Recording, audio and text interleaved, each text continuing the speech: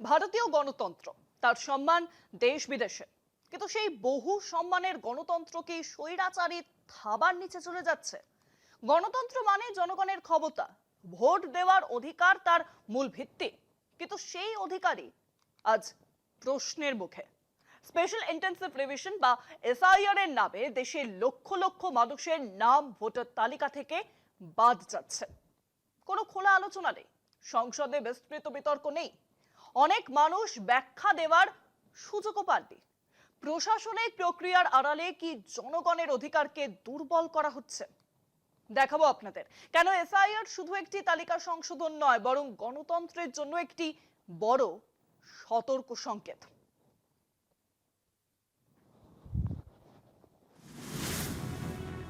1789 সালের ফরাসি সংবিধানে বলা হয়েছিল, আইন হলো জনসাধারণের ইচ্ছের প্রকাশ।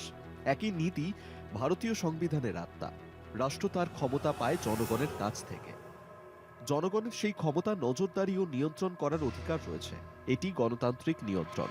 এই কারণেই সরকার গোপনে বা সংসদের নজরদারি ছাড়াই কাজ করতে পারে না। নাগরিক অধিকার রক্ষাকারী সংগঠনগুলো সবসময় বলেছে, সরকারি ক্ষমতা জনগণের কাছে জবাবদিহি করবে। এখানেই স্পেশাল ইন্টেন্সিভ রিভিশনের মূল সমস্যা।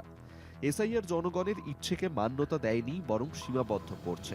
গণতান্ত্রিক নিয়ন্ত্রণের বদলে প্রশাসনিক নিয়ম ও কাগজপত্রকে সামনে আনা হয়েছে। লক্ষ লক্ষ মানুষকে ব্যাখ্যা দেওয়ার সুযোগ না দিয়েই ভোটার তালিকা থেকে বাদ দেওয়া হচ্ছে। সংসদে এই নিয়ে প্রকৃত আলোচনা হয়নি। সাধারণ মানুষের সম্মতিও নেই।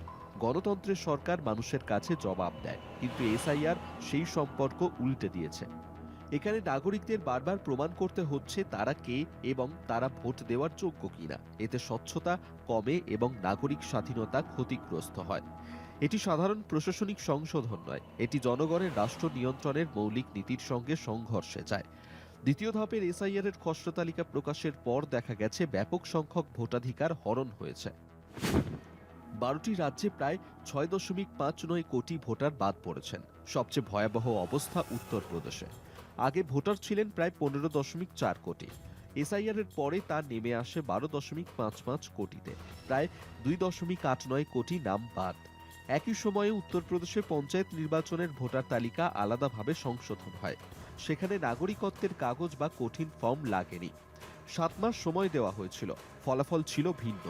পঞ্চায়েত তালিকায় 12.70 কোটি ভোটার পাওয়া যায় এবং প্রায় 40 লক্ষ নতুন ভোটার যোগ হয়।